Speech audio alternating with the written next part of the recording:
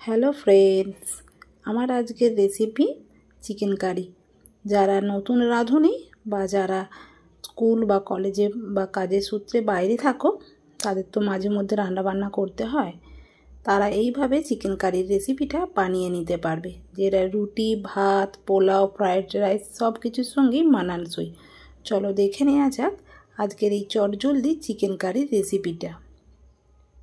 দেখো বন্ধুরা, এখানে আমি 500 গ্রাম চিকেন ধুয়ে নিয়েছি। চিকেনটা জল ঝরিয়ে আমি বাটির মধ্যে নিয়ে নিলাম। চিকেনটাকে ম্যারিনেশন করব। এখন আমি এখানে দিয়ে দিলাম চা চামচের 1 চামচ পরিমাণ আদার পেস্ট এবং রসুনের পেস্ট। আমি হলুদটা দিচ্ছি একদম পরিমাণ মতো দিয়ে নিচ্ছি, আমি আর হলুদ পরে ব্যবহার করব না।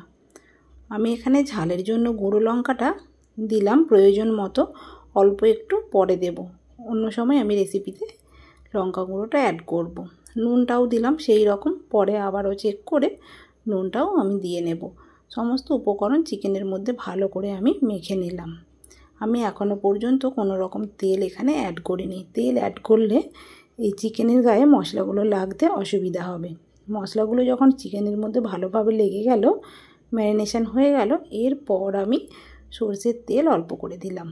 তেলটা আমি মশলাটা মেখে নেবার পর দিলাম, যাতে করে আগে যদি আমি তেল দিতাম তাহলে কি হতো, মশলাটা ভেতর পর্যন্ত চিকেনের মধ্যে পৌঁছতো না। তো শেষে আমি তেলটা দিয়ে আধা ঘন্টার জন্য ঢেকে রেখে দিলাম। দেখো রেসিপিটা বানিয়ে নেব। প্রয়োজন মতো সরষের তেল দিয়ে নিচ্ছি।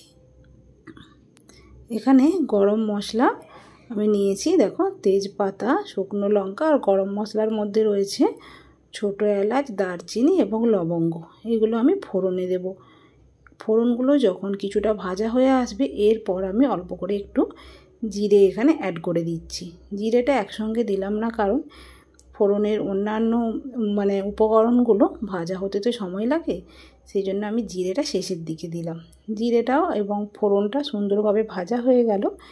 এরপর আমি 3টে মিডিয়াম সাইজের পেঁয়াজ পাতলা করে কেটে রেখেছিলাম, সেটাও দিয়ে দিলাম। এখানে কিন্তু বন্ধুরা পেঁয়াজটাকে ভালো করে লাল লাল করে ভেজে নিতে হবে।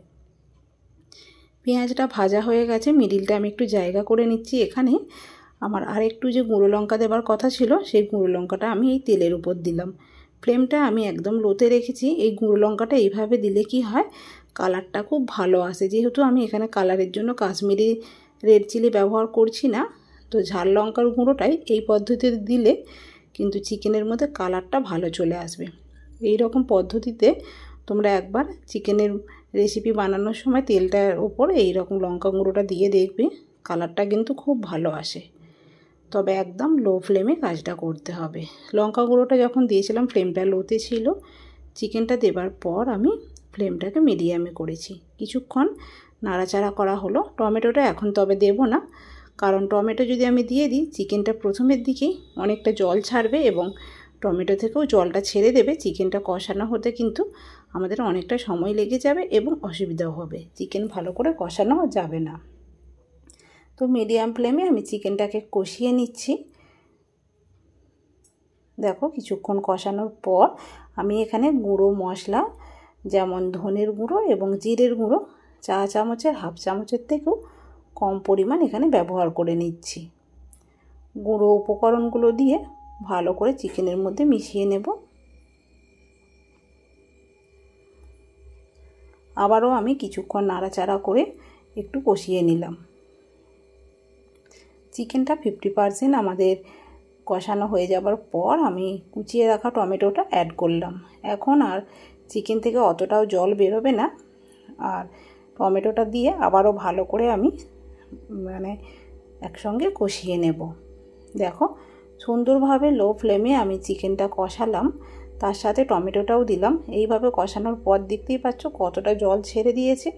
টমেটো এবং চিকেন থেকে জলটা ছেড়ে দিয়ে চিকেনটা কিন্তু খুব সুন্দর করে সেদ্ধও হয়ে গেছে। এখন আমি একটু নুন দিলাম। নুনটা চেক করে নিয়ে আমি দিয়ে দিলাম।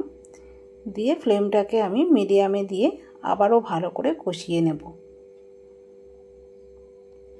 বারে বারে আমি গ্যাসের ফ্লেমটা হাইতে এবং মিডিয়ামেতে দিয়ে বুঝে নিয়ে একটু হাইতে আর মাঝে মাঝে মিডিয়ামে দিয়ে চিকেনটা ভালো করে কষিয়ে নিয়েছি। তেলটা খুব ভালো মতো ছেড়ে দিয়েছে।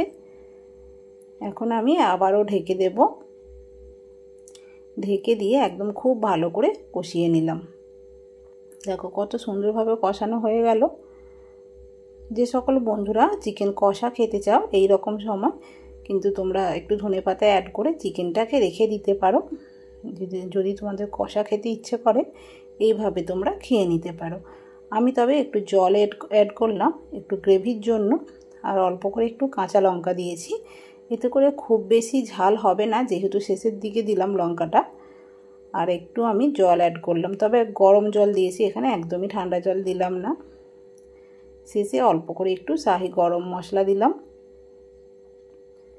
দিয়ে আমি এখন হতে দেব 1 থেকে 2 মিনিটের মতো।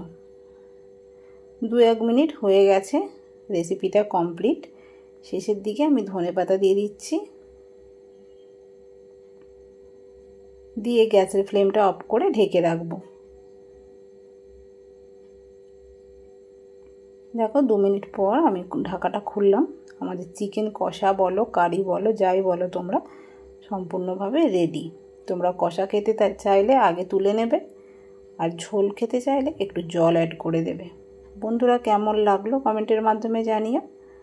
আজ আসি, টাটা।